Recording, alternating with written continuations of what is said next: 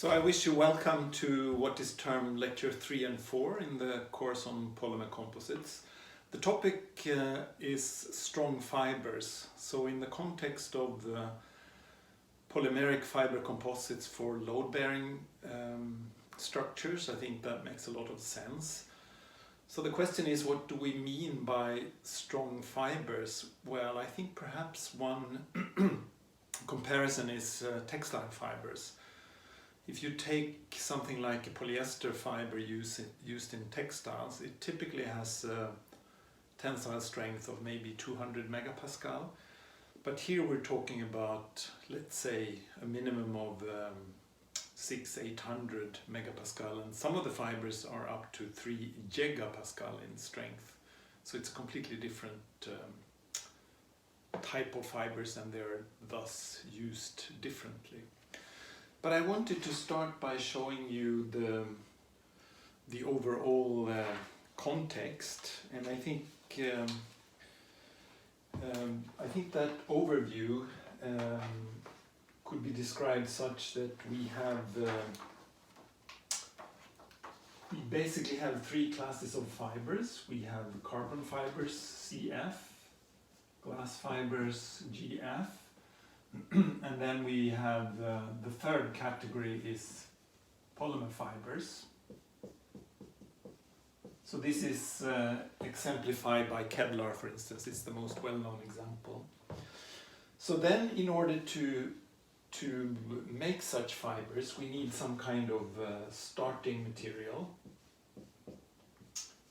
And in the case of carbon fibers, this start material is actually the conventional acrylic fiber used in textiles, at least in principle. So we start with a polymeric pan fiber.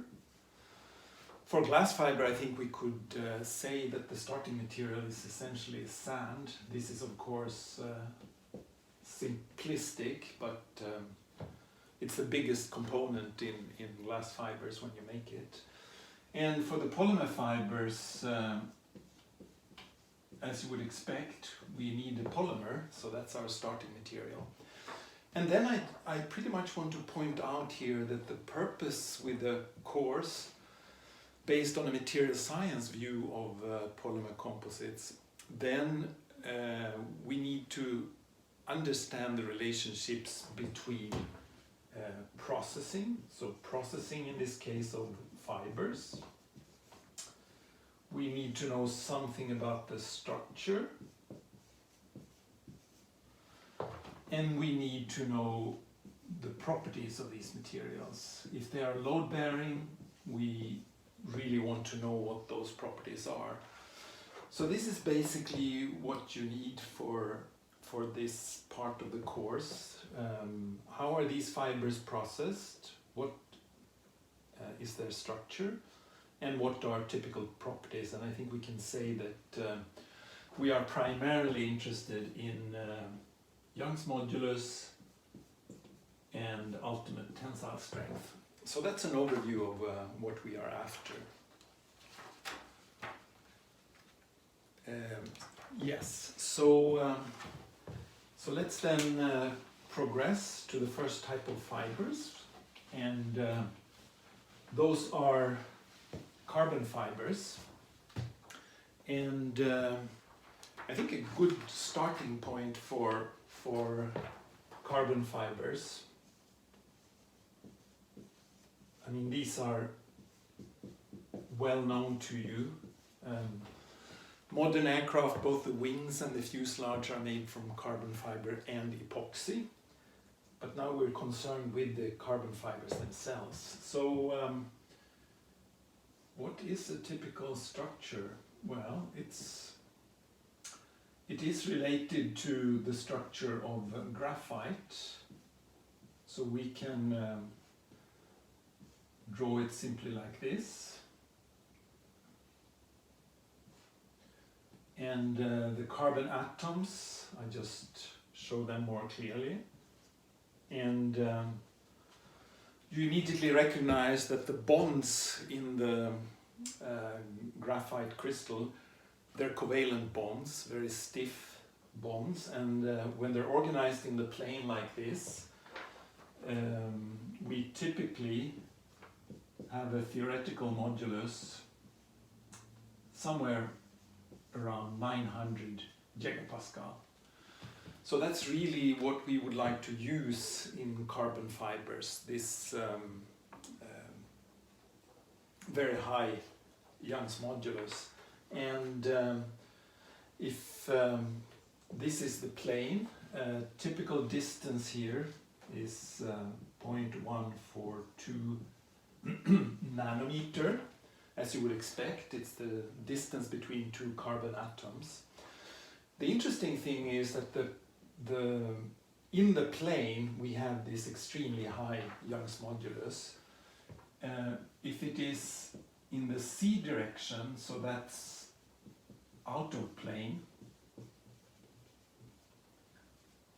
then the modulus is typically 30 gigapascal, so much lower, because we are looking at the properties of stacked layers of graphite. So we have van der Waals interaction between the layers, so they are much weaker in terms of bond energy, and this is why we get this lower number.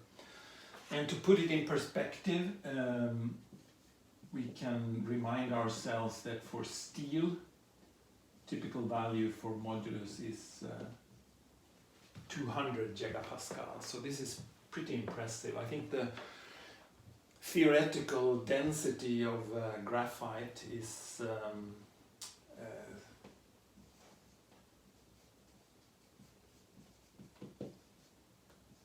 something like 2.2 gram per cubic centimeter. So if you compare that with the density for steel, which is something like 7.8 gram per cubic centimeter, you see the advantage here, the potential that we have. But this is graphite, and that's not what we are able to make when we are making carbon fibers. We are trying to approach that, but of course there are difficulties. And typically what we have is that the diameter of these fibers is 7 to 8 micrometers, so these are very thin fibers. And the structure is something which we call turbostratic graphite. And it means that the structure has defects compared with the ideal graphite single crystal. So basically we can say that there is no regularity in the C direction.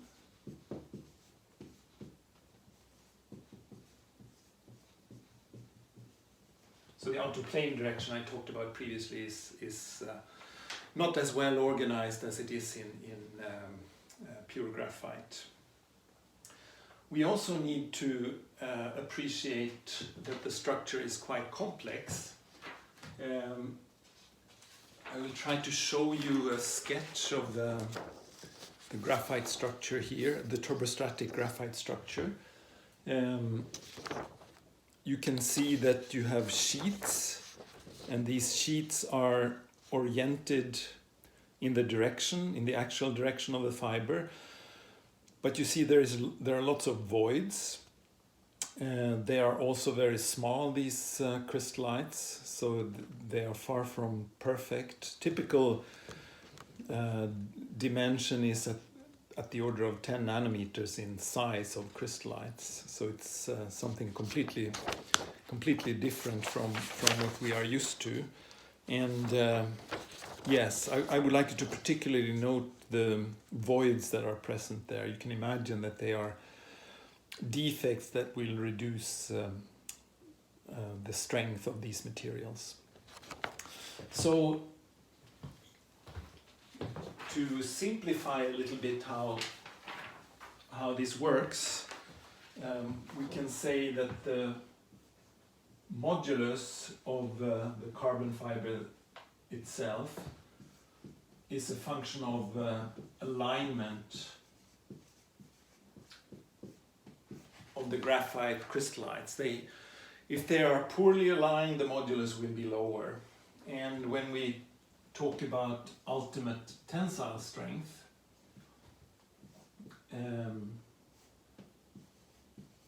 this is related to defects, and an important type of defects are those voids I showed is an important part of it.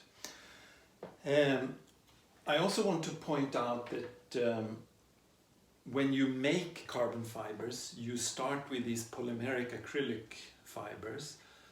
So the structure of the starting fiber, the polymer fiber, is also important. If you manage to have strong molecular orientation, strong crystallite orientation in that polymer fiber, then the possibilities to create a high modulus carbon fiber is improved. The other aspect with the pan fibers is that you need to reduce impurities, because they are actually the source of these voids that you will see later. So let's try to summarize the steps that we have in the preparation of carbon fibers.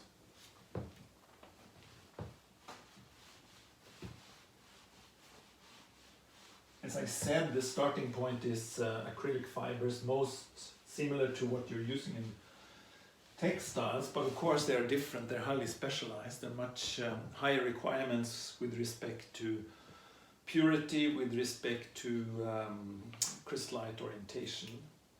So basically we have the following steps.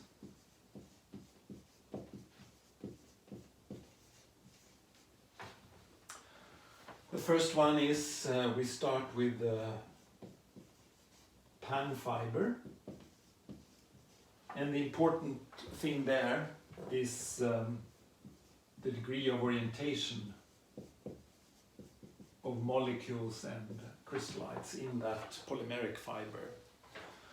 The next step is that we start to heat this polymeric fiber and stretching it at the same time. And what happens then is that we form a so-called ladder polymer. So you start to degrade the polymer, but at the same time it's forming structures that are helpful for the carbon fiber preparation. Next step is that you heat it, and you heat it in oxygen. And what happens then is that you have cross-linking and further stabilization. So that's also an important step. The next step is reduction. And then you form carbon rings. So you start getting rid of nitrogen and oxygen, hydrogen in your polymer structure, and you form carbon rings. And then now you increase the temperature, and the material becomes completely carbonized. And finally, in order to really control orientation, you can finish off with a graphitization step, and this is typically higher than 2000 degrees. So that provides further orientation.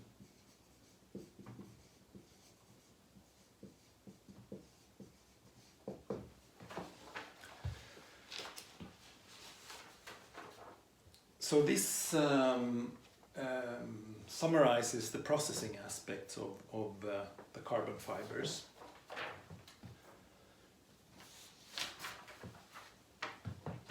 I also wanted to say something about how we can control the properties of the fibers. And this, I think, is important in the context of processing structure property relationships. It's actually a very good illustration. So if we look at strength and modulus,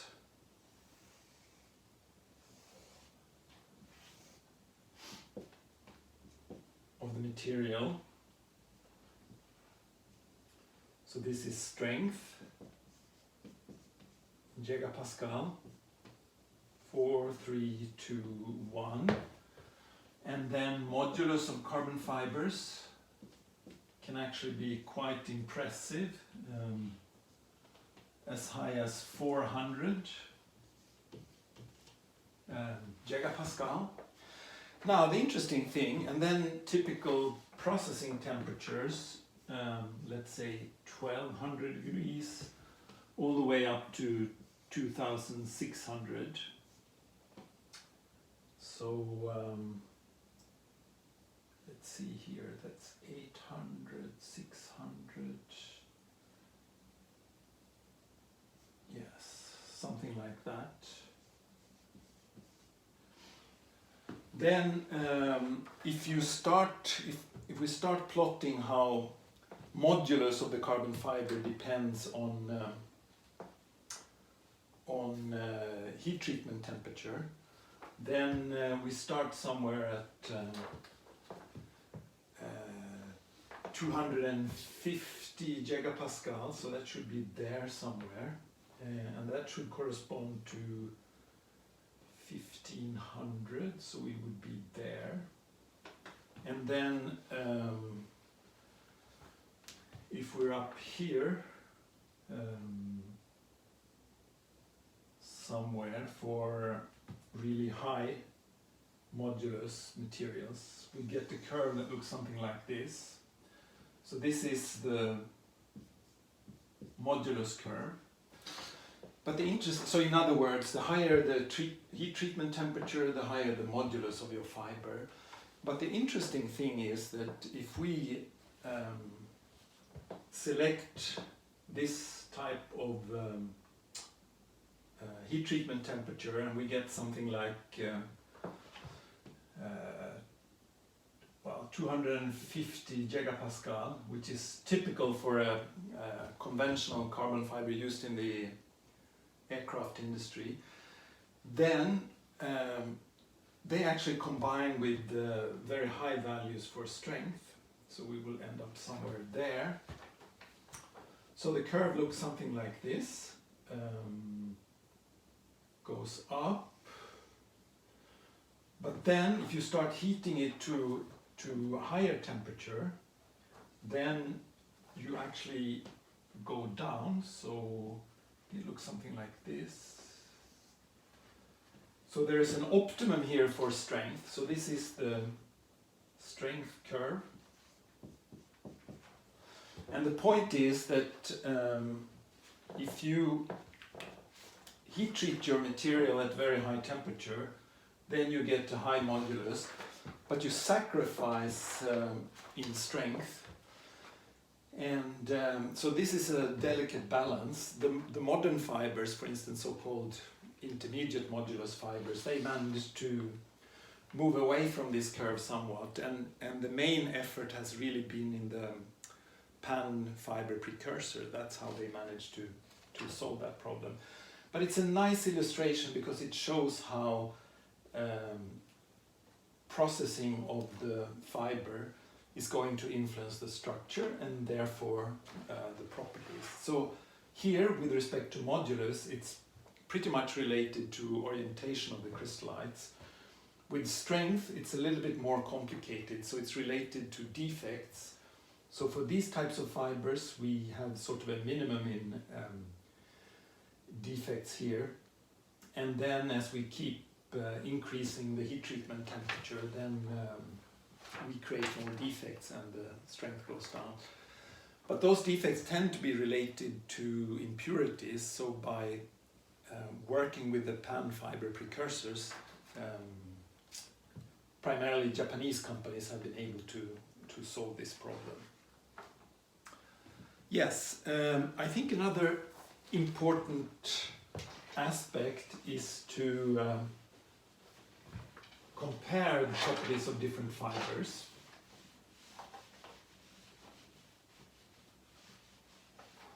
We would like to see how they compare with each other, and we simply do that by plotting conventional stress-strain curve for the different fibers. And again, we're going to do it in a very simplified manner.